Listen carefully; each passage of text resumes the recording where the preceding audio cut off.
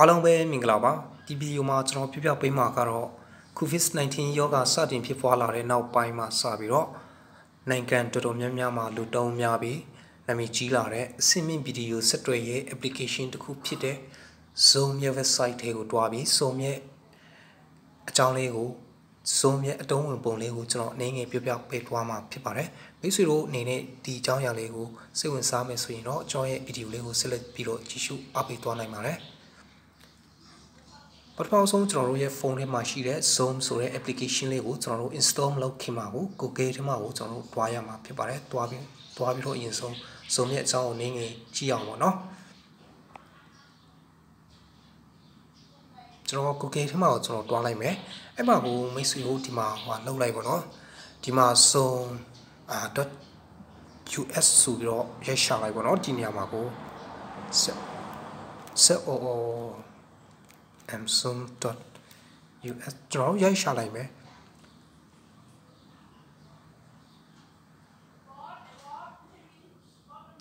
ချက်ဆောင်ပြီးပေါ့နော်ဒီနေရာမှာတော့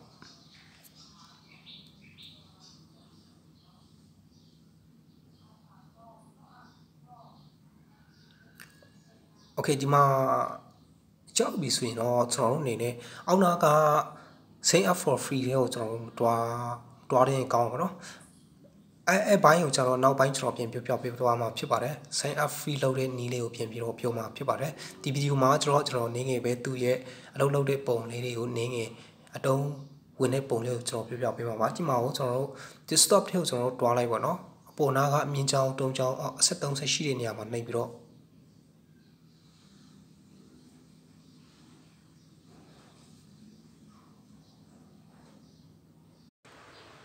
โอเคအခုကျွန်တော်တို့ Zoom ရဲ့ website ထဲကိုကျွန်တော်ရောက်ပါတော့ Zoom ရဲ့ website ထဲကိုရောက်ပြီးသူ့ရဲ့မျက်နှာပြင်လေးကဒီလိုပုံစံလေးရှိတယ်ပေါ့နော်ဒီထဲမှာမှကျွန်တော်တို့ဟောဒီညာဖက်နာလေးကအဆက်30ရှိတဲ့ညာလေးထဲမှာကျွန်တော်တို့ click နှိပ်ပြီးတော့ desktop site ကိုကျွန်တော်တို့ပြောင်းယူလို့ရပါတယ်ပို့ပြီးတော့လွယ်ကူတယ်ပေါ့နော် desktop မြင်ကွင်းပုံစံနဲ့ကျွန်တော်တို့တွက်ကြည့်လိုက်မယ်ဆိုရင်ကျွန်တော်တို့ပို့ပြီးတော့မြင်ကွင်းအားပို့ပြီးတော့ခြေတယ်အားခါကျွန်တော်တို့ပို့ပြီးတော့စင်ပြေတယ်ပေါ့နော်โอเคဒီညမှာကိုကျွန်တော် Zoom ရဲ့အတုံးဝင်ပုံလေးကိုကျွန်တော်နေငယ်ပြောပြမှာဖြစ်ပါတယ်ဒီ Zoom application ကိုကျွန်တော်တို့ computer laptop mobile phone စတဲ့နေရာတွေမှာကိုကျွန်တော်တို့အလွယ်တကူ install လုပ်ပြီးတော့အတုံးချနိုင်ပါတယ်အတုံးပြုနိုင်ပါတယ် Zoom ကိုကျွန်တော်တို့ဘယ်နေရာတွေမှာကျွန်တော်တို့အတုံးပြုလဲဆိုလို့ရှိရင်အတုံးဝင်လဲဆိုရင် Zoom ကိုကျွန်တော်တို့ဖုန်းထဲမှာ install လုပ်ထားပြီးတော့ online ပုံမှာကို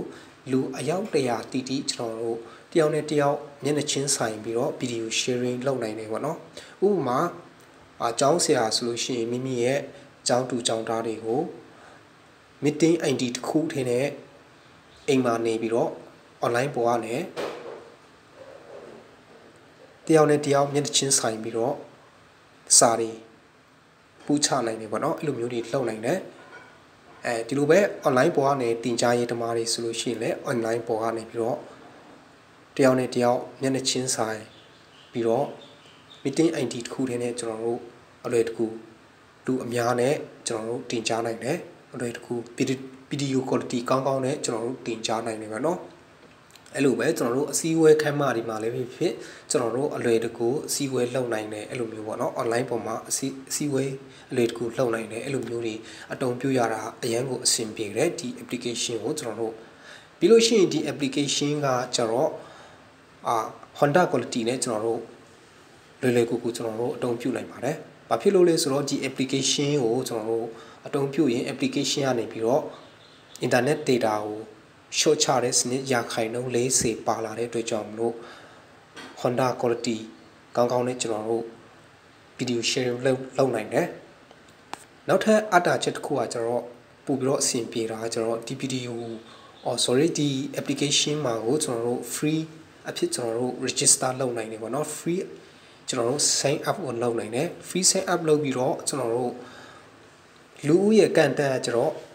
အတူတူပဲအယောက်100အထက်အနည်းဆုံးအများဆုံးပေါ့နော်အထက်နေတာများတယ်ဆိုအထက်နေအောင်လဲကုပါကူဒါတော့ကုပေါ်မှာကူvideo sharing လုပ်တဲ့ပုံမှာမူတည်ပါတယ်ဒါပေမဲ့ကျွန်တော်တို့ free account နဲ့ကျွန်တော်တို့ check မယ်ဆိုလို့ရှိရင်တော့ free account နဲ့ကျွန်တော်တို့ဒီ application ကိုအသုံးပြုမယ်ဆိုလို့ရှိရင်တော့တစ်ခါကျွန်တော်တို့အစီအဝဲထိုင်မယ်တစ်ခါတင်ကြားမယ်ဆိုလို့ရှိရင်တော့ကျွန်တော်တို့မိနစ်40လောက်ထိပဲကျွန်တော်တို့အသုံးပြုနိုင်တယ်ပေါ့နော်အဲ့လိုမျိုးမိနစ်40လောက်ထိပဲကျွန်တော်တို့လုပ်နိုင်တယ်ဒါပေမဲ့ဒီ application ကိုကျွန်တော်တို့ဝယ်ပြီးတော့အသုံးပြုမယ်ဆိုလို့ရှိရင်တော့24နာရီကျွန်တော်တို့အသုံးပြုနိုင်ပါတယ်24နာရီပေါ့နော်ကျွန်တော်တို့ကန်တန်မရှိ24နာရီကျွန်တော်တို့အသုံးပြုနိုင်တယ်free သမားတွေကကျွန်တော်တစ်ခါဆိုရင်ကျွန်တော်တို့40ပေါ့နော်မိနစ်40ပဲကျွန်တော်တို့အသုံးပြုရမှာဖြစ်ပါတယ်လူဦးရေကန်တက်ကကျွန်တော်တို့100ချင်းအတူတူပဲပေါ့နော်အဲ့လိုမျိုးတွေကျွန်တော်တို့အကျိုးရှိစွာအသုံးပြုနိုင်တယ်ပေါ့နော်အဲ့တော့ကျွန်တော်တို့ register sign up ကိုကျွန်တော်တို့လုပ်မယ်ဆိုရင် free ပေါ့နော် sign up free ဆိုတဲ့နေရာမှာနှိပ်ပြီးတော့ကျွန်တော်တို့တွားနိုင်ပါတယ်အဲ့မှာကိုကျွန်တော်တို့နှိပ်ပေးလိုက်ပါတော့အဲ့မှာကိုနှိပ်မယ်ဆိုရင်ကျွန်တော်တို့ sign up free ဖြစ်ကျွန်တော်တို့ follow ရပါတယ်ဒီမှာပေါ့နော်စတင်ပြီးတော့ကျွန်တော်တို့ sign up click မယ်ဆိုလို့ရှိရင်yes ဆွဲဒီမှာလာနဲ့ yes ဆွဲနဲ့ပြီးရင်ခုနှစ်နဲ့ထည့်ပြီးတော့ continue ကိုနှိပ်ပြီးတော့အစဉ်စဉ်ကျွန်တော်တို့ sign up ကိုလုပ်တွားနိုင်ပါတယ်အဲ့မှာကိုကျွန်တော်တို့ meeting ID တခုရလာမှာပါအဲ့လိုမျိုးတွေနဲ့ကျွန်တော်တို့ရဲ့တငယ်ချင်းမိတ်ဆွေတွေပဲဖြစ်ကိုယ့်ရဲ့မိသားစုအတွင်းမှာပဲဖြစ်ကျွန်တော်မောင်နှမတွေပဲဖြစ်စသည်ဖြစ်လူရဲ့အကန့်အသတ်တွေကိုကျွန်တော်တို့ဟုတ်ဒီတယောက်နဲ့တယောက်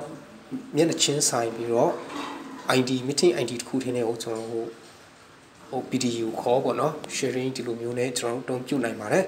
အဲ့ဒါလေးကိုကျွန်တော်ဒီ video မှာမိတ်ဆွေတို့မျှဝေပေးတာပါဒီ sign up လုပ်တဲ့အပိုင်းကိုကျွန်တော်နောက် video မှာကျွန်တော်ပြင်ပြီးတော့အသေးစိတ်ပြင်ပြောပြချင်ပါတယ်ဒီ video မှာကျွန်တော်တို့ဒီ Zoom application ကိုကျွန်တော်တို့အသုံးပြုပြီးတော့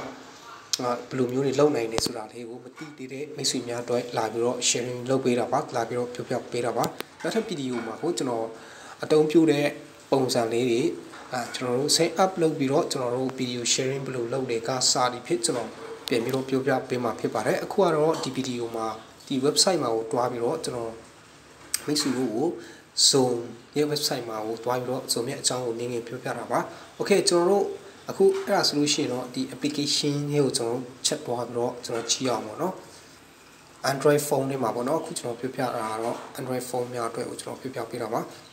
ဒီမှာပေါ့ဒီမှာကိုကျွန်တော်တို့ဝင်လာပြီဆိုလို့ရှိရင်ကျွန်တော်တို့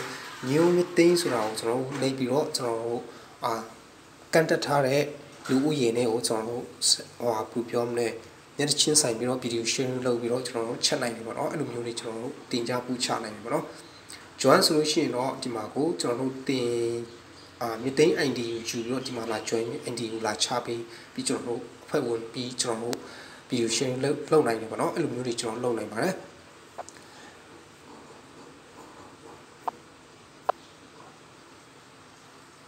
အဲ့မှာတော့အခုဒါကျွန်တော်သူ့ရဲ့မျက်နှာပြင်ပုံစံလေးကိုကျွန်တော်ပြောပြပေးတော့ပါနောက်ထပ်အများကြီးလုပ်လို့ရတယ်ပေါ့နော်တချို့နိုင်ငံမှာဆိုလို့ရှိရင်တော့ဒီအစုံအသုံးပြုပုံလေးကိုသူတို့ကတင်ခန်းစာ1 2 3ကနေပြီးတော့အများကြီးတို့တင်ထားတာတွေရှိတယ်ပေါ့နော်ဒါကျွန်တော်တို့နိုင်ငံကကျွန်တော်အခုတင်ထားတဲ့လူရှိတယ်လားရှိလားမရှိလားတော့ကျွန်တော်လည်းမသိချာဘူးပေါ့နော်ရှာချင်းတော့တွေ့မှာပါဒါပေမဲ့ဘယ်လိုပဲဖြစ်လေဒီ Zoom application လေးကိုကျွန်တော်တို့အသုံးပြုတတ်မယ်ဆိုလို့ရှိရင်တော့ကျွန်တော်တို့အတွက်ပို့ပြီးတော့အဆင်ပြေမယ်လို့ကျွန်တော်ထင်တဲ့အတွက်ကြောင့်လို့ဒီ video မှာကျွန်တော်လာမျှဝေပေးတာပါပြောပြပေးတာပါအသုံးပြုတဲ့ပုံစံလေးတွေကိုတော့နောက်ပိုင်း video မှာကျွန်တော်ပြင်ပြီးတော့မျှဝေပေးမှာပါ